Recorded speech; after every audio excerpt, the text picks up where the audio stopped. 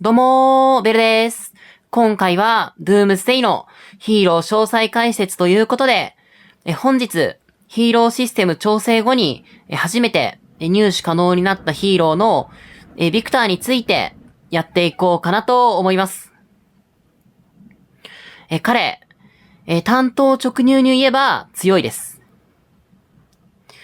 火力型の、駐屯ヒーローの中で、最強の性能を持ってます。ただ、その一方で、彼って、比較的上級者向けのヒーローで、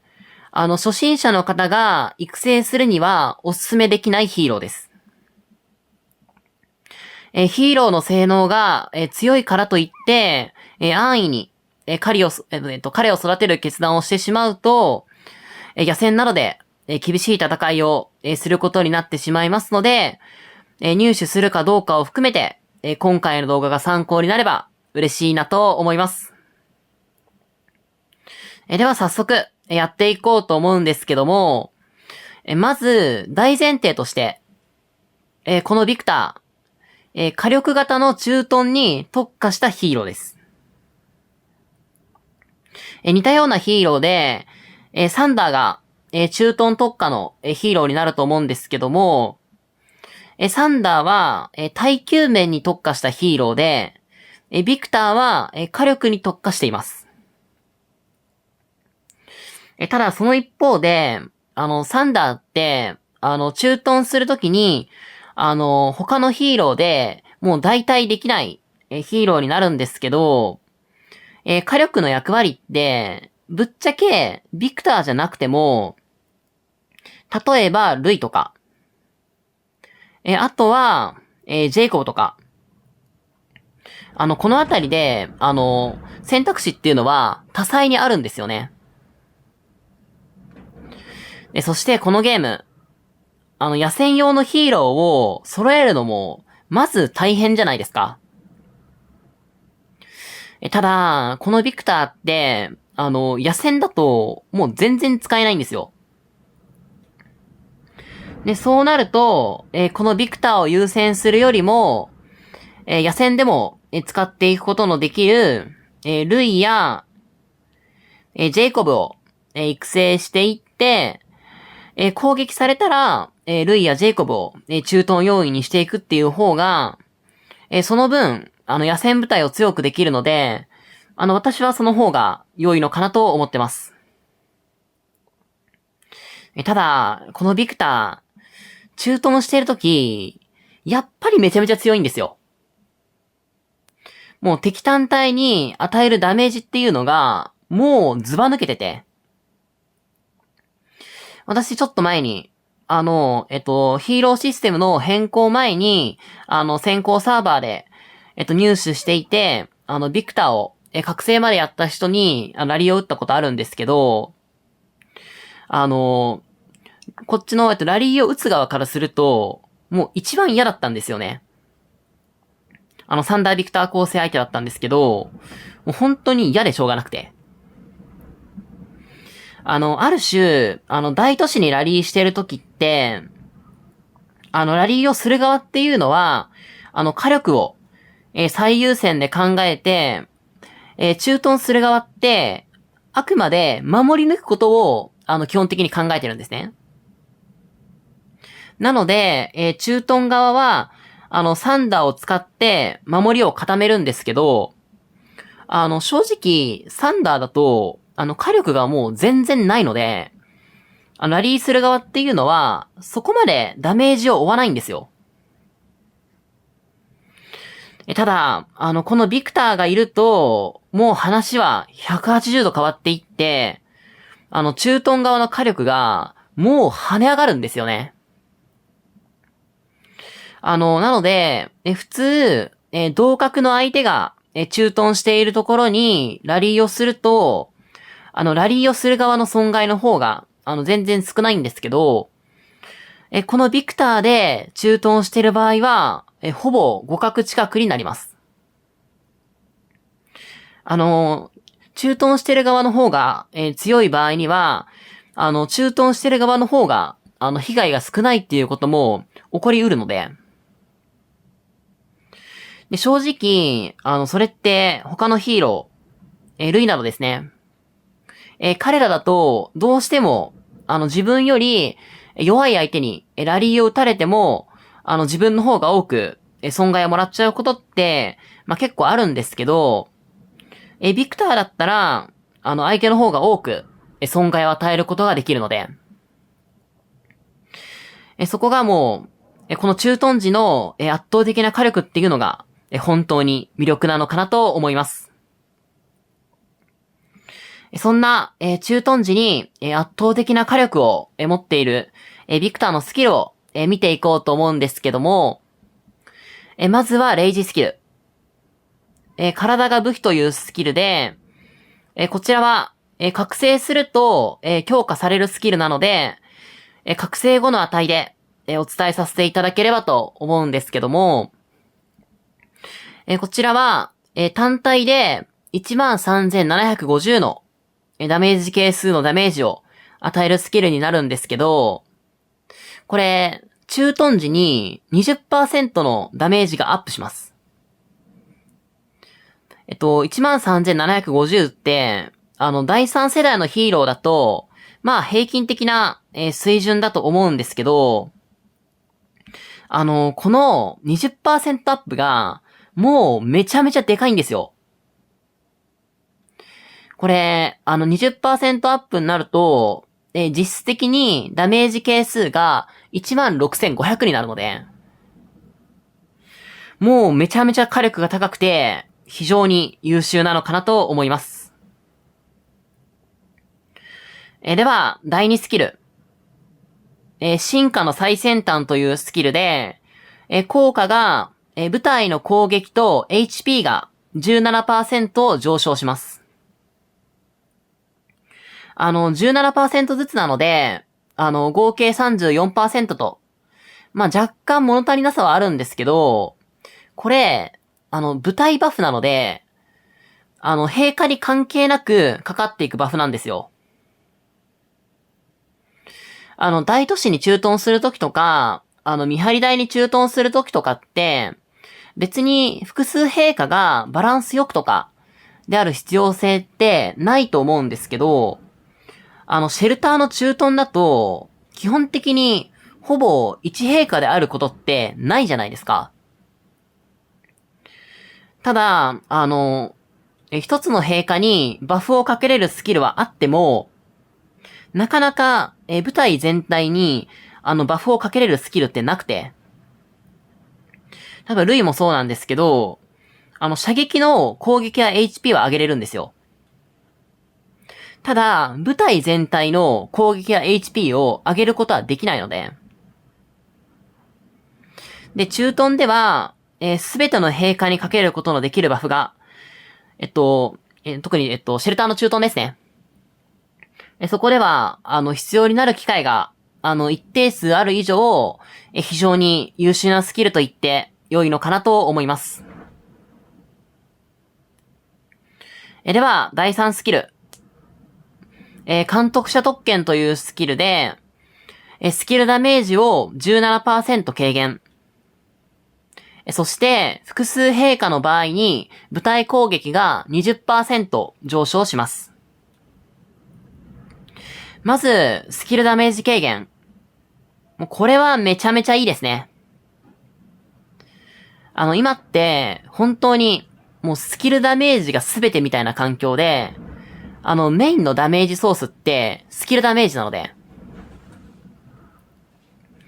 今、純粋に火力を出すことを考えたら、単体最高火力って、ジュリアとルイの構成なんですよ。じゃなんで、この二人が、最高火力なのかというと、この二人が、高火力のレイジスキルを、レイジ回復効果も相まって、もう超高速で叩き込みつつ、スキルダメージアップを、高いに持ってるからですね。だから、一番火力が高いと言われてるんですけど、そのスキルダメージを 20% 軽減できるとなれば、めちゃめちゃ受けるダメージ変わってくるので、で、これだけでも、もう非常に優秀な効果ですし、さらに、部隊攻撃も 20% 上がるんですよ。で、まあ、複数陛下にしなきゃいけなくなるんですけど、まあ、それって、そこまで、デメリットではなくて、非常に優秀なのかなと思います。では、第4スキル。適者生存というスキルなんですけども、こちらは、駐屯している時に、部隊の HP が 20% 増加。そして、基本攻撃時に 20% の確率で、1920のダメージ係数のダメージを与えます。このスキルも、2つの効果が複合したスキルになりますので、分けてお話しさせていただこうと思うんですけども、まず、駐屯時の HP アップですね。で、こちらは、駐屯時という、条件こそあるんですけど、そもそも、ビクターって、駐屯時にしか使わないので、で、実質、条件なしで、部隊 HP が 20% 上がると考えれば、大きいのかなと思います。そして、基本攻撃時の、ボーナスダメージなんですけども、まあ、正直、そこまで大きくはないです。ただ、おまけのスキルと割り切っちゃえば、これ、全然ありなんですよね。そこそこダメージは出せるので、で、まあ、部隊 HP も上がっていきますし、この第4スキル全体を優秀なスキルと言っても、過言ではないのかなと思います。以上で、スキルについては以上になるんですけども、ビクター、弱いスキルがないんですよ。レイジスキルは強いんですけど、それでも圧倒的にズバ抜けたスキルであるかと言われると、そうではなくて。ただ、全体的な水準が高いので、結果的に優秀なヒーローになっているのかなと思います。では次に、入手方法を見ていきたいんですけども、ビクターは、ガーディアンルーレットで入手していくことができます。で、入手後は、万能かけらで上げていくことができるんですけども、入手及び育成をするべきかというところですよね。普段だと、スキル上げの優先順位を先にお伝えしてるんですけども、今回はちょっと先にそちらをお話しさせていただこうかなと思います。結論から言います。彼は、見張り台や都市を部隊リーダーとして守る人は必須。逆に、そうではない人は、かなり優先度が低いヒーローです。まず、ビクター。確かに、駐屯ではめちゃめちゃ強いです。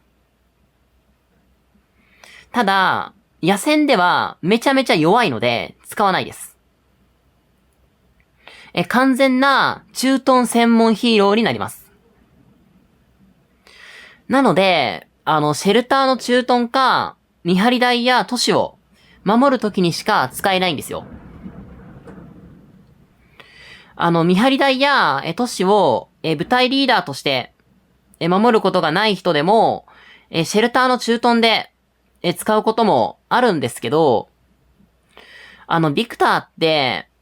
一つのスキルだけ上げたら、もうめちゃめちゃ強いっていうタイプではなくて、すべてのスキルを上げてこそ強い。かなり盤熟なタイプなんですよ。別に、駐屯でも、これまでの、トム・サンダー構成だったり、サンダーと、ルイの、構成でも、全然問題はないので、あくまで、ビクターって、火力型の駐屯ヒーローなので、ちゃんと防御特化のサンダーと組み合わせないと全然活躍できなくて。そして、ビクターを育てる。イコール、その分、他のヒーローの育成が遅れるということにもなるんですけど、野戦では、ビクターが使えないので、そうなると、野戦の強さが上がっていかないんですよ。ただ、その反面、駐屯の際のアタッカー要員としては、もう最高峰の、強さを持ってますし、最初にもお伝えしたんですけど、駐屯って、どうしても、相手よりも、守れても、相手よりも多くのダメージを受けてしまって、結果的にどんどん、損耗費がきつくなっていって、最終的には、回復や、兵士自体が追いつかずに、負けちゃうことって結構あるんですよ。ただ、もうビクターを使えば、もうそれをかなり改善していくことができるので、これが、ビクターのこの上ない強みです。なので、サンダーが育っていて、かつ、野戦部隊が、もう育ちきっていて、駐屯でもっと高みを、目指したい方は、ぜひ育成していただくのが良いのかなと思います。まだ、野戦部隊を育ちきってない方は、野戦部隊を、育てるべきなので、入手すらしなくてもいいと思うんですけど、次、ビクターがいつ入手できるかっていうのが、現状全然見えてないんですよ。前回、2ヶ月前にビアンカが来て、すぐに、またビクターか、ビアンカの復刻が、来るかなと思ってたら、まさかの2ヶ月待ちだったので、とりあえず、入手だけしておくのは、全然ありなのかなと思います。ただ、このルーレットって、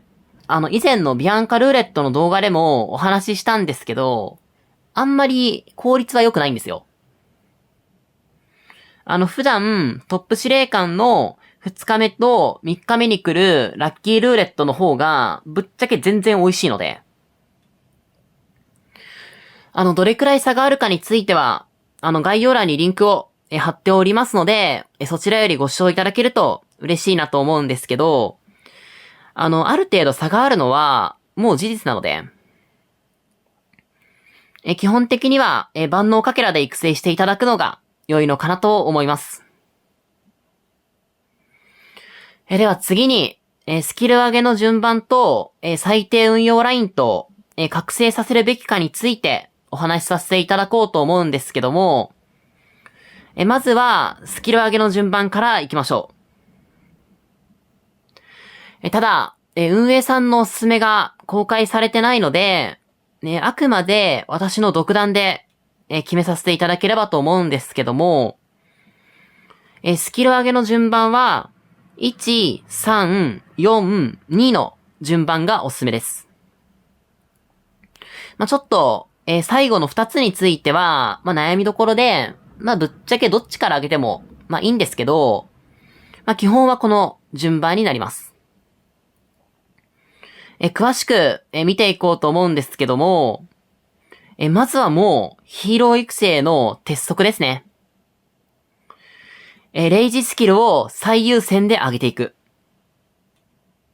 レイジスキルを上げないことには、もう何も始まんないので、まずはレイジスキルを上げていただくのが良いのかなと思います。そして次なんですけども、第3スキルを上げていきましょう。やっぱり、スキルダメージ軽減できるのって、あまりにでかいんですよ。このスキルがあることが、もうビクターの大きな強みの一つと言っても過言ではないレベルなので、そちらを上げていただいて、次ですね。もう、めちゃめちゃ悩みどころなんですけど、個人的には第4スキルで良いのかなと思ってます。第2スキルって、ステータスを合計で 34% 上げるスキルで、第4スキルは、20% のステータスアップと、追加ダメージになるんですけども、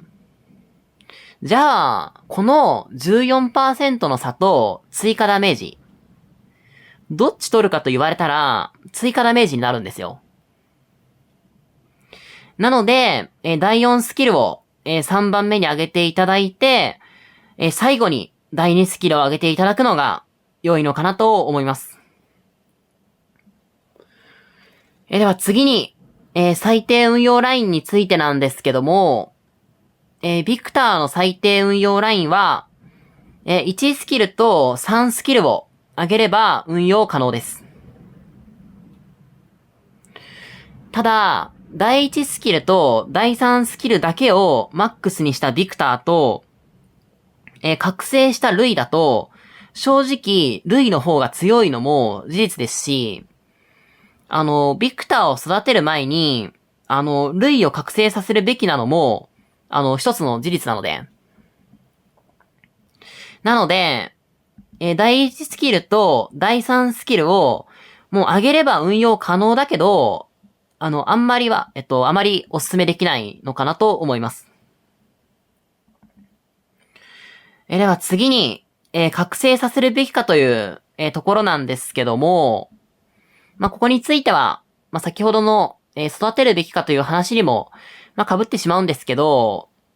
野戦部隊の育成が終わっていて、駐屯に力を入れたい方は、覚醒させるべきです。ただ、逆に、野戦部隊がまだ育ちきってない方は、ビクターを覚醒させるよりも、野戦で使うヒーローを、育てていただいた方が強くなるので、ただその反面、いつかは野戦部隊の育成が落ち着くと思いますので、そうしたら、ビクターに力を入れていただくのも良いのかなと思います。では次に、才能構成と相方について、お話しさせていただきたいんですけども、まず大前提として、ビクターはリーダーでは使いません。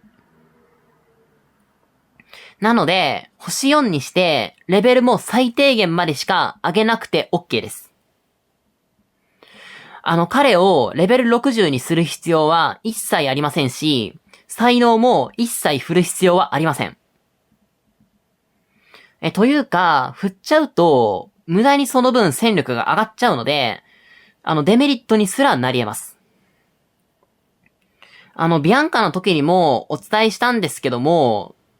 部隊特性、才能ツリーでリーダーツリーを持ってるヒーローはアシスタント専用です。で、これ、なぜかというと、そもそもこのリーダーツリーの才能って、もうめちゃめちゃ弱いんですよ。そして、装着できる兵装がリーダーヒーロー用のものになるので、弱いかつ、ステータス厳選が、もうめちゃめちゃ大変なんですよ。兵装に、もう1000万、2000万円使う人でも、リーダー用の兵装って、ちゃんとこのゲーム分かってる人は、絶対育成しないので。弱い上に割高って、ちょっとこれもうどうするんだって、突っ込みたくなるレベルなんですよ。才能も弱い。兵装も弱くて割高って考えると、これ、リーダーで使う意味なくないですか？なので、ランクアップ用の、星や経験値を、節約するためにも、星4で、留めていただくのが良いのかなと思います。じゃあ、誰と組ませるのっていうところなんですけども、彼は、サンダーと組ませるのがベストです。サンダーで耐久力を、ビクターで相手への火力を、確保するコンビですね。